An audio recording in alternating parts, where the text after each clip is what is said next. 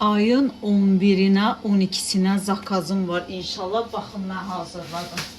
Kızlar, bir günə bu qədər şey hazırlaya bilərsiniz. Ləvəngi elədim, 1 kilo soğanın ləvəngisi. Və belə göyərti qalında doğrayıram, atıram marazirkaya. Sonra syomqa aldım. Uşaqlara bilirsiniz də bahalıdır. 2000 nə qədərdir belə rubl. Syomqa belə, onu belə istiyotzad vururam, saxladıram, atıram marazirkaya. Sonra şahpuluq üçün ət aldım, və belə ət aldım. Sonra dolma üçün və belə əti maşından çıxardıram.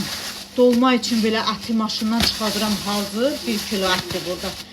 Atıram marazirkaya. Haçan dolma zakaz edirlər. Qəşən onu göyərtisin zadım vururam. Hazırlayıram. Bunları da elədik. Sonra nə elədik? İndi də hamısını eləyəndən sonra bura hazır dolmadır. Deməli, həm sabaha dolma zakaz ediblər, həm ayın 13-ünə zakaz ediblər. İndi oturaram, qəşən 2 kilo dolmanı bükərəm. Bu günləri bu qədər iş gördüm.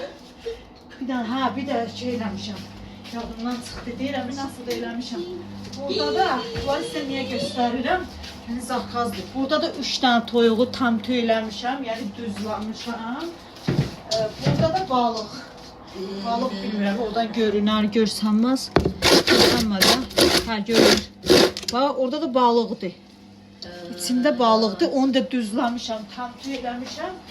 O da inşallah sabahadır. Ayın 11-nə, 12-sinə, 13-ünə polni zakazımdır. İndi mənə yazın. Bəs siz ürəklərim, mənim kimi işləyən xanımlar bir gündə, hala yadımdan çıxır, bir gündə nə qədər iş görürsünüz? Yəni mən bir də belə yemək bişirmişəm. Cücənin döş ətindən kartoş